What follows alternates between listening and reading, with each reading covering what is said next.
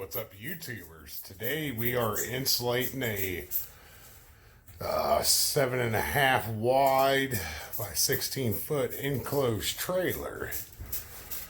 We got one side done and the board's back up. I'm getting ready to do this side. Good little project. We also film this little crack here. When that expands, it should seal up all the crack there. All right, we got one piece up on this side. Did some of that, I call it silver tape, I guess.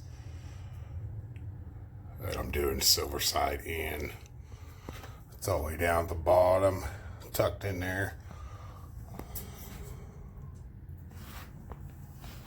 This is what the wife has found. The easiest way is a long knife. Cut this stuff. She's doing a fine job.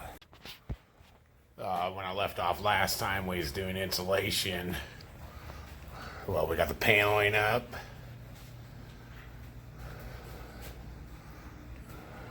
Got the cabinets in. A little messy. Got the refrigerator in. I thought that came out pretty good. The wife's gonna put a clear varnish on these cabinets. Got a few drawers. Sorry about the stuff in there. But yeah. Next thing is we are insulating the ceiling.